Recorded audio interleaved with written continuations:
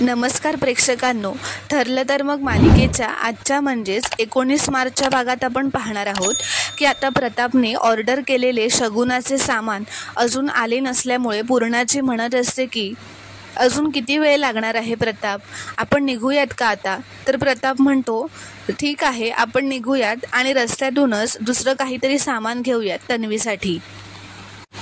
तर कल्पना म्हणते नको नको, आपण निघाल्यावर तो डिलिव्हरीवाला जर घरी आला ना तर सायलीला कळेल आणि ती आज घरातच आहे. तर प्रताप म्हणतात की मग मी त्या डिलिव्हरीवाल्याला रविराजच्या घराचा ॲड्रेस देतो आणि त्याला तिथेच बोलावतो. तर आता पूर्णाची म्हणते पण तो डिलिव्हरीवाला तिथेही वेळेत नाही आला तर तन्वीला द्यायला आपल्या हातात एक साडी तरी हवी ना, मी माझ्याकडली एखादी साडी घेते असं म्हणत आता ते तिथून निघतात. तर आता सायली किचनमध्ये असते, ती बघते की सगळेजण कुठेतरी निघत असतात एकत्र. तिथे अर्जुन येतो, ऑफिसला जाण्यासाठी निघालेला असतो. तो म्हणतो की मिसेस सायली, तुम्ही अजूनही तोच विचार करताय का की आपल्या घरात नेमकं काय चाललंय? तुम्ही जास्त विचार करू नकात आणि फक्त स्माईल करा, कारण माझ्या बायकोची स्माईल खूप गोड आहे असं म्हणत आता तो ऑफिसला निघतो. इथे पूर्णाची कल्पना, अश्विन, प्रताप प्रतिमाच्या घरी आलेले असतात. प्रतिमा त्यांना बघून खूपच आनंदी होते व म्हणते अरे तुम्ही येताय हे एकदा फोन करून तरी सांगायचं, मी काहीतरी तयारी करून ठेवली असती ना. प्रताप म्हणतात तयारी काय करायची आहे, आम्ही काय पाहुणे आहोत का? आता ते येऊन बसतात.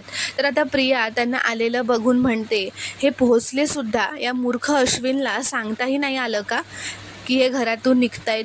तर आता प्रतिमा म्हणते पूर्णाई अगं किती दिवसांनी आज सहज म्हणून घरी आलाय तुम्ही सर्व, मला खूप बरं वाटतंय. तर कल्पना म्हणते आम्ही सहज नाही आलोय, तुझ्याशी काहीतरी बोलायला आलोय. तर प्रतिमा विचारते कशाबद्दल? तर आता कल्पना सांगायला जाणार असते तेवढ्यातच प्रिया मध्येच म्हणते की आई तू आधी सगळ्यांसाठी मस्त काहीतरी खायला कर ना गं. तर प्रतिमा म्हणते हो हो करते ना. तर पूर्णाई म्हणत असते राहू दे गं, तू बस आधी. तर परत प्रिया मध्येच म्हणते की आई अगं तू खायला घातलं नाहीस तर बरं वाटणार आहे का तुला? जीवात जीव तरी येणार आहे का तुझ्या? तर आता प्रतिमा किचनमध्ये खायला करायला जाते. तर प्रिया म्हणते पूर्णाई व कल्पनाला म्हणते की तुम्ही आईशी बोलाल त्याआधी मला जरा तुमच्याशी बोलायचं आहे. ती आता तिचं नाटक चालू करतच म्हणते तुम्ही आता आपल्या लग्नाचा विचारच मनातून काढून टाका. तर सगळे चकित होतात. अश्विन म्हणतो अगं तू असं का म्हणतेस? तर ती म्हणते बाबा इतके चिडलेत ना तुमच्यावर की ते माझं मन समजूनच घेणार नाहीत. तुम्ही माझ्या लग्नाबद्दल त्यांच्याशी बोलायला जाल आणि ते लग्नच तोडतील आणि दोन घरांमधले संबंध खराब होतील. अर्जुन सायली तर आमचं लग्न होऊनच देणार नाहीत. तर पूर्णाई म्हणते आम्ही सायली अर्जुनला सांगणारच नाही आहोत.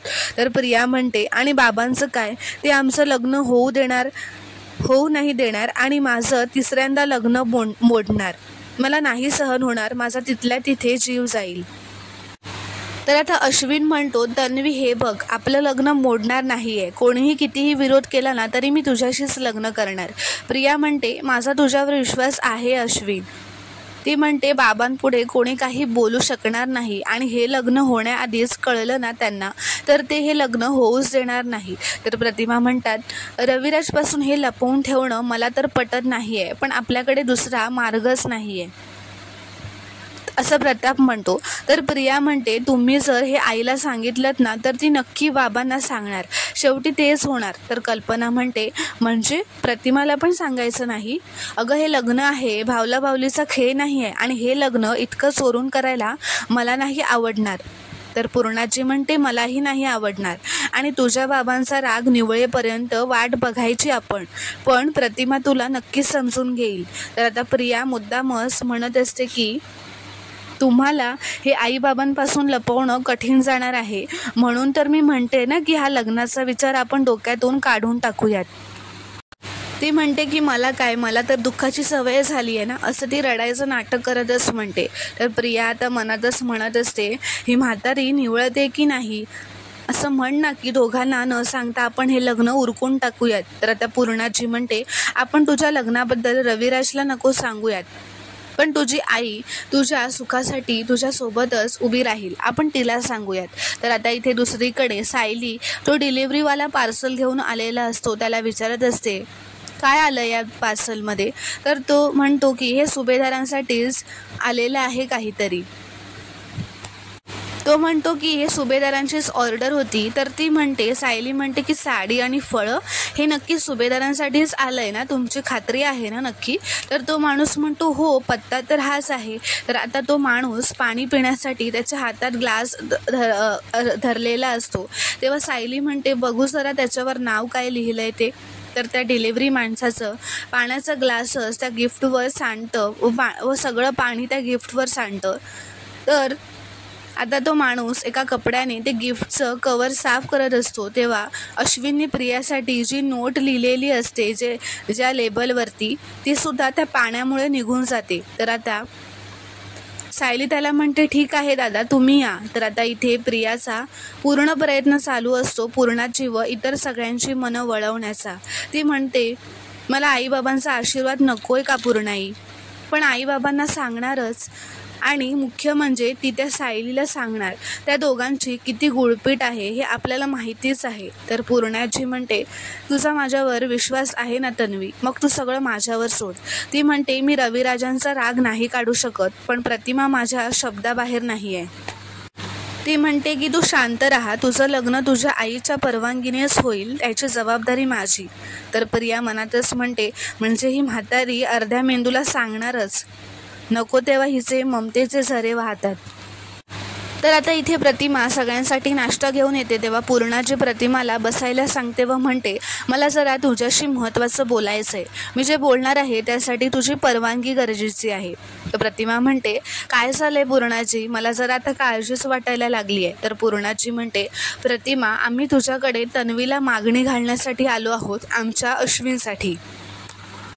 तर इथे सायली ते पार्सलवरचं पुसट झालेलं नाव वाचण्याचा प्रयत्न करत असते. ती म्हणते यावर तन्वी लिहिलंय असं का वाटतंय मला, आणि तन्वीचं पार्सल आपल्या घरी का येईल? तर सायली विमलला विचारते हे पार्सल आई किंवा पूर्णाजींनी मागवलंय का? तर विमल म्हणते मागवलं असेल तरी मला कसं माहीत असेल? पूर्णाजी व कल्पनाताई हल्ली माझ्याशी चांगलं नाही वागत. जी सकाळी जो घडलेला प्रकार असतो तो सायलीला सांगते की ती कॉफी द्यायला मी जेव्हा पूर्णाजीच्या खोलीत गेले होते तेव्हा कल्पना तिला ओरडली. तर सायली म्हणते आई असं वागल्या तुमच्याशी? तर विमल म्हणते मला पण त्याचंच आश्चर्य वाटतंय, म्हणजे वहिनी तशा नाही आहेत, पण हल्ली त्यांना काय झालंय काय माहिती. तर सायली म्हणते विमलताई हा राग तुमच्यावरचा नसणार बहुतेक. आई माझ्यापासून काहीतरी लपवत आहेत आणि ते येऊन तुम्ही मला सांगाल याची त्यांना भीती वाटली असेल, म्हणून तुम्हाला ओरडल्या असतील. तर आता सायली विचार करू लागते की ही साडी कोणासाठी मागवली असेल हे शोधण्याचा एकच मार्ग आहे, रूपछाया साडी सेंटर. तर सायली आता रूपछाया साडी सेंटरचा नंबर शोधून त्यांना कॉल करणार असते.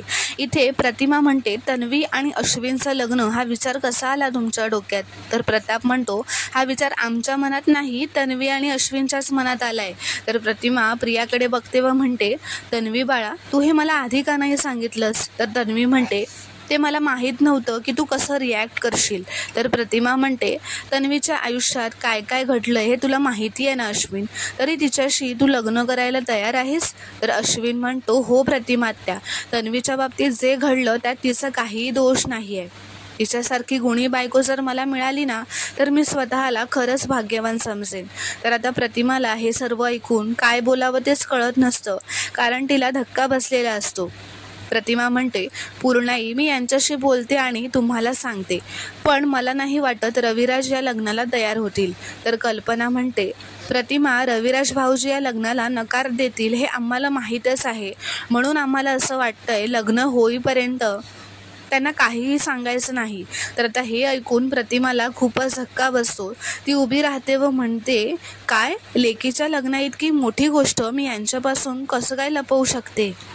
ती म्हणते नाही नाही मला हे नाही जमणार. तर आता प्रिया नाटक करत रडतच म्हणते की पूर्णाजी मी सांगितलं होतं ना तुला, माझ्या नशिबात सुख नाही आहे ग, तुम्ही ना हे विसरून जा, आता भोगू द्या मला माझी भोग. तर आता पूर्णाजी म्हणते तन्वीच्या मनाची अवस्था तरी बघतेस ना ग प्रतिमा, माझ्या मनाकडे बघ. तू मला लग्नाच्या वचनातून मुक्त केलंस, पण ती खंत अजून लागून राहिली आहे. नशिबाने आपल्याला आणखी एक संधी दिली आहे, आता तरी तुझ्या लेकीला माझी नाचून होऊ दे ग. प्रताप म्हणतो, तन्वीचा आमच्या घरी जो अपमान झालाय तो आम्हाला भरून काढू दे प्रतिमा. कल्पना सुद्धा म्हणते, मी तुला खात्री देते बघ, माझा अश्विन तन्वीला अगदी सुखात ठेवेल बघ. पूर्णाई म्हणते, हो म्हण ग प्रतिमा, एकदा तन्वी आणि अश्विनचा संसार चालू झाला ना की मी डोळे मिटायला मोकळी बघ. तर प्रतिमा म्हणते, अश्विन प्रियाची किती काळजी घेतो हे त्याच्या डोळ्यातच दिसतं. तिला जरा काही त्रास झाला की त्याची तळमळ मला दिसत होती आणि आताही माझ्या लक्षात आलं आहे की माझ्या जावयात आणखी कुठले गुण असायला हवेत. तर आता प्रताप म्हणतात, म्हणजे प्रतिमा तुझा होकार आहे? तर प्रतिमा म्हणते, हो. तर कल्पना म्हणते, म्हणजे हे लग्न जमलं तर अश्विन, तन्वी, तुम्ही तुमचं खूपच अभिनंदन, असं ती म्हणते. तर आता पूर्णाची प्रतिमाला विनंती करते की तन्वी आणि अश्विनच्या डोक्यावर अक्षता पडेपर्यंत तू रविराज आणि सायली अर्जुनला काहीही सांगू नकोस, माझं ऐक बाळा. तर आता प्रतिमा म्हणते, पूर्णाई तुम्ही हात नका जोडू, हे सगळ्यांपासून लपवून ठेवणं मला जरा जडच जाणार आहे, पण तरीही तुम्ही ठरवाल तसंच होईल. तर आता सायलीने त्या साडी सेंटरमध्ये फोन केलेला असतो, तेव्हा त्या साडी सेंटरमधला एक माणूस म्हणतो, सॉरी हा मॅडम, लाल साडी स्टॉकमध्ये नव्हती म्हणून आणायला थोडा लेट झाला आणि नंतर तुम्ही ती दुसऱ्या पत्त्यावर पाठवायला सांगितली. तर सायली म्हणते, दुसरा पत्ता कोणता? तर तो म्हणतो, रविराज किल्लेदार यांचं नाव घेतो व त्यांचा पत्ता सांगतो. तर सायली ठीक आहे म्हणून तो फोन ठेवते व म्हणते, खास लाल साडी म्हणजे शगुनाची साडी आणि रविराज काकांच्या घरी पाठवायला सांगितली म्हणजे प्रियासाठीच असेल. आणि लेबलवर मला जे तन्वी नाव वाचल्यासारखं झालं ना ते सुद्धा खरं होतं. तर पण या सगळ्याचा अर्थ काय आहे असं ती म्हणत असते व अर्जुनला फोन लावते व सगळा काही प्रकार घडलेला सांगते. ती म्हणते, म्हणजे हे सगळं प्रियाच्या लग्नाबद्दल चालू असणार ना, असं ती अर्जुनला म्हणते. तर हे ऐकून अर्जुन खुश होतो व म्हणतो, फॅन्टॅस्टिक, ग्रेट न्यूज, तन्वीचं लग्न होतं आहे म्हणजे ती मुलगी तुमच्या नवऱ्याच्या मागे अजिबात लागणार नाही. तर सायली म्हणते, सगळेजण हाच आनंद साजरा करायला त्यांच्या घरी गेले असतील ना. तर अर्जुन म्हणतो, हो, तुम्ही रिलॅक्स राहा. तसंच तर सायली फोन ठेवल्यावर म्हणते, प्रियाचं लग्न जमत असेल ना तर चांगलंच आहे, पण तरी माझ्या मनात कसली तरी भीती का दाटून येते, कसली तरी काळजी वाटते. तर सायली तिच्या खोलीत विचार करत बसलेली असते की तन्वीचं खरंच लग्न जमतंय का. तर आता अर्जुन तिला विचारात बघून हसवण्याचा प्रयत्न करत असतो. तो म्हणतो, मला पण खरंच काळजी वाटते, पण तन्वीची नाही, तिच्या होणाऱ्या नवऱ्याची. त्याला पण ना अख्ख्या जगात तीच भेटली लग्न करायला. तर तरीही आता सायली मात्र काळजीतच असते. तर आता अर्जुन म्हणतो, तुम्ही असं वागताय ना जसं काय खूप काहीतरी मोठं सिरियस घडतंय. तर सायली म्हणते, हे प्रकरण सिरियसच आहे. तर ती म्हणते, तन्वीचं लग्न जमत असतं ना तर तिने दवंडी पिटली असती, असं शांतपणे काही केलं नसतं. तर आता अर्जुनसुद्धा यावर विचार करू लागतो. तर मित्रांनो, पुढील भागात आपण पाहणार आहोत की आता सुमन प्रिया व प्रतिमाला तयार झालेलं बघून विचारते की, ओहो, आज कुठे जाताय का एवढं तयार होऊन. इथे पूर्णाजी अश्विनला म्हणते, लग्न लपवण्याच्या नादात हे असे साधे कपडे घालून जाणार आहेस का स्वतःच्याच लग्नाला. तर तो म्हणतो, नाही पूर्णाजी, असं घरूनच नवरा मुलगा बनून गेलो ना तर सगळ्यांना संशय येईल ना, म्हणून तिकडे गेल्यावरतीच मी तयार होईन. तर इथे सायली ही या सर्वांच्या मागावर निघालेली असते, त्यांचा पाठलाग करत असते व ती एकटीच रिक्षाने त्यांचा पाठलाग करायला निघते व कुटुंब न्यायालयात पोहोचते, जिथे अश्विन व प्रिया कोर्टातच लग्न करणार असतात. तिथूनच समोरून अर्जुनसुद्धा येत असतो व सायलीसुद्धा लपूनच या सर्वांना पाहते. तर आता अर्जुन व सुभेदार कुटुंब लपूनच लग्न करताना एकमेकांच्या समोर येणार का हे पाहणं खूपच रोमांचक ठरणार आहे. प्रिया व अश्विनचं लग्न कोर्टात पार पाडणार का हे पाहणं खूपच इंटरेस्टिंग ठरणार आहे. व्हिडिओ पूर्ण बघितल्याबद्दल धन्यवाद. व्हिडिओ आवडल्यास कॉमेंटमध्ये नक्की कळवा व चॅनलला प्लीज सबस्क्राईब करा.